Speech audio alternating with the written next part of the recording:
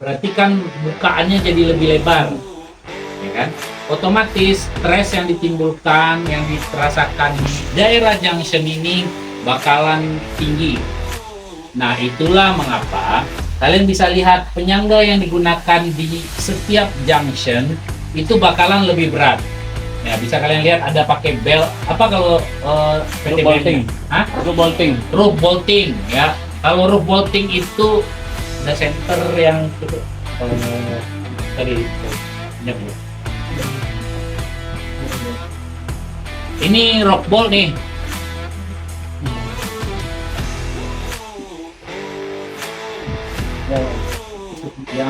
Yang ada bisa ditembak nyambung enggak.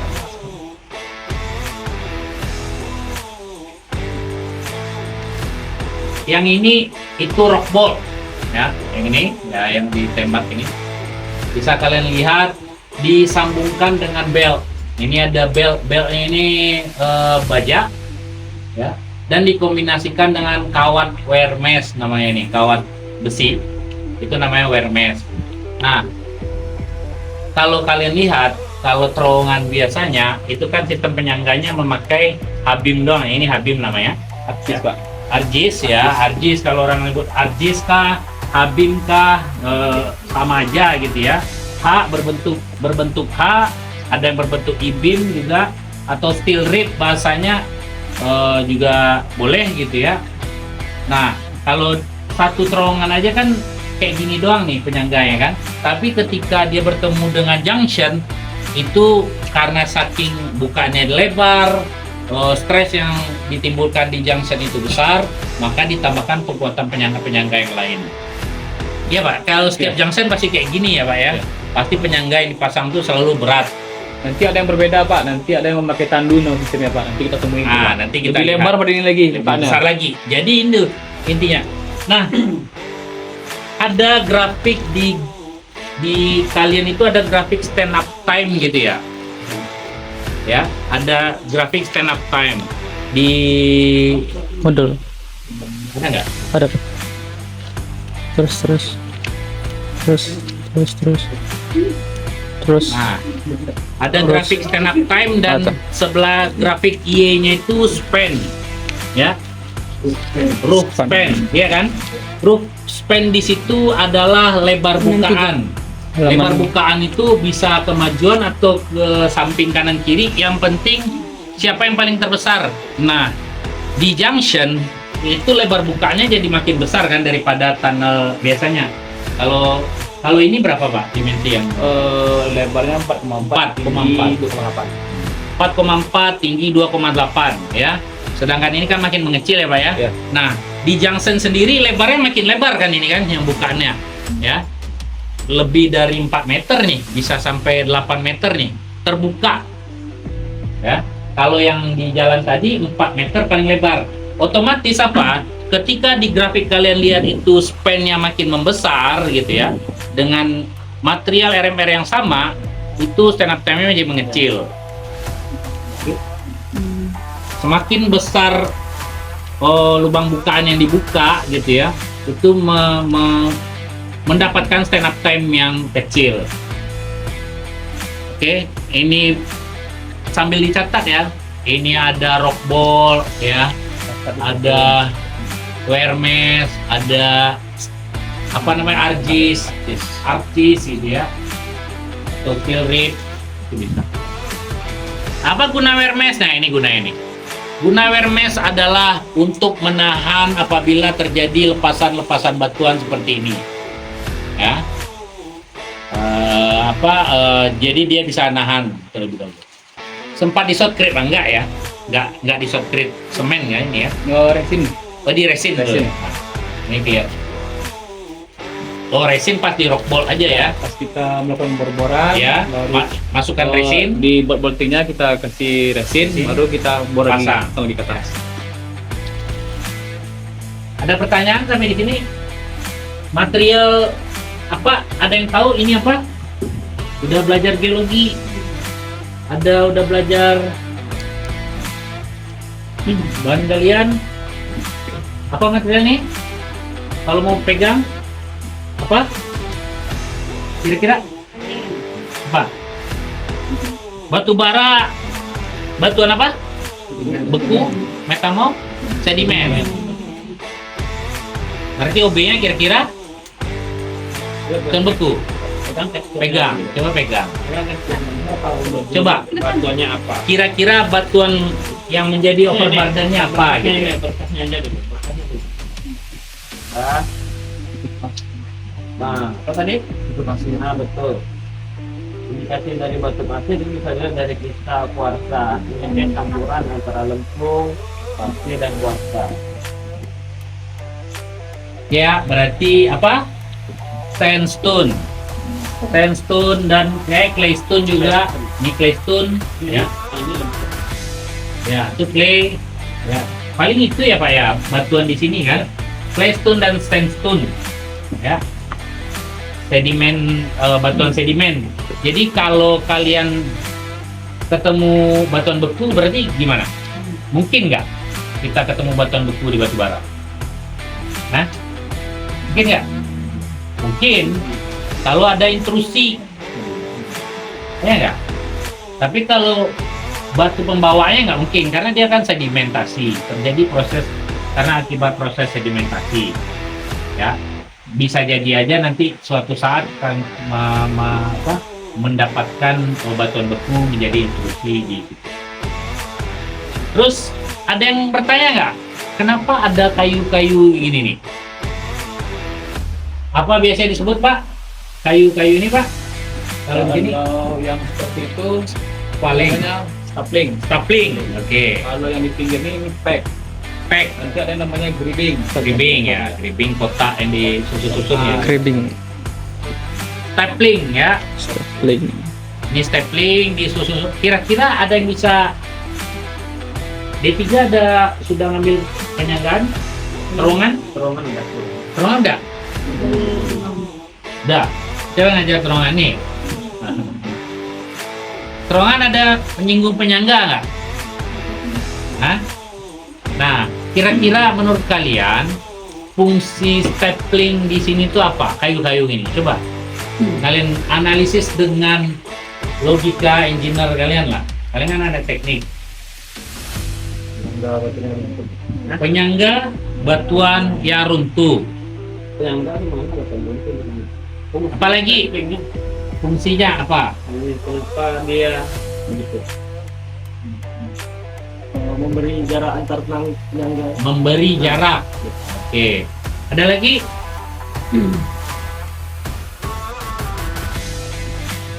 Jadi ini kawan-kawan ya, penyangga utama di suatu lubang bukan atau terowongan.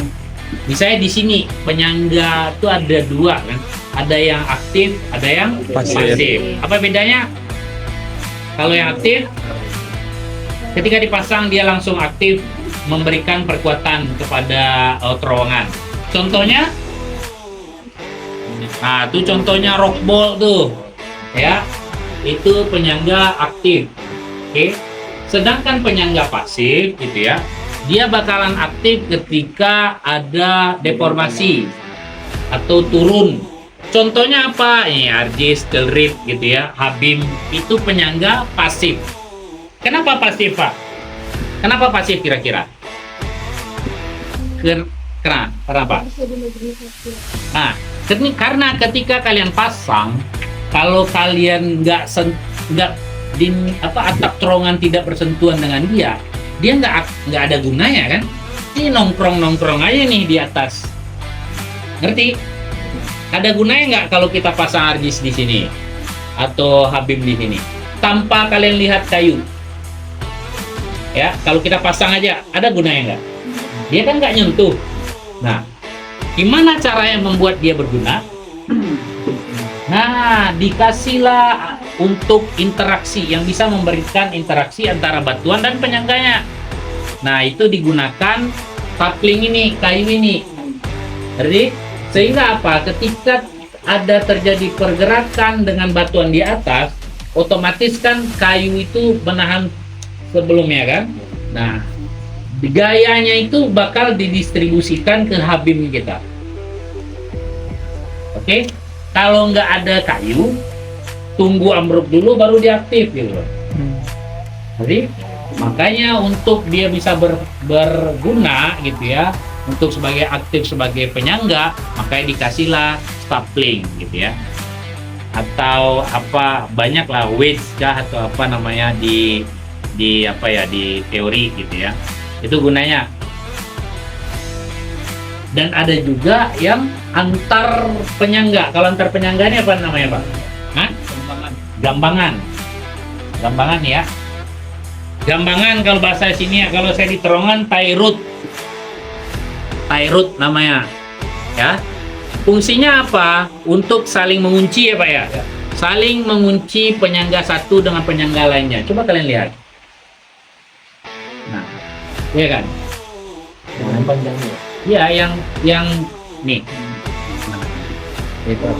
Apa tuh helm? Ya ini emang ini. Ada dua penyangga kan? Ada kayu yang jadi penghubung, itu sebagai pengunci sebenarnya. Jadi kalau satu sama lain kalau bergeser dia saling terikat, nggak bisa rebah masing-masing. Makanya ada gambangan kalau bahasa kawan-kawan dari bapak-bapak PTBA. Kalau di terowongan itu namanya tie root.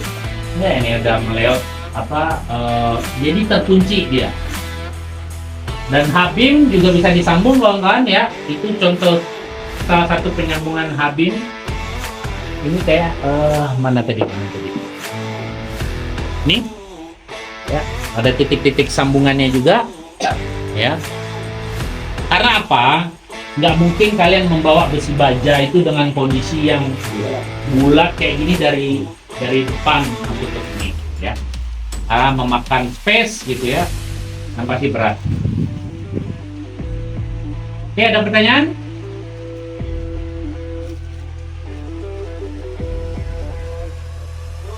Ini apa Pak? Winch ya? Ya. Kalau lurus kayak ke sini kemana Pak? Lubang produksi? Terusnya di lubang sempit Pak. Oh, Udah kami shoot out. lewat ya. Kita harus bawa lagi Pak. Ada pertanyaan di sini kawan-kawan? Silakan.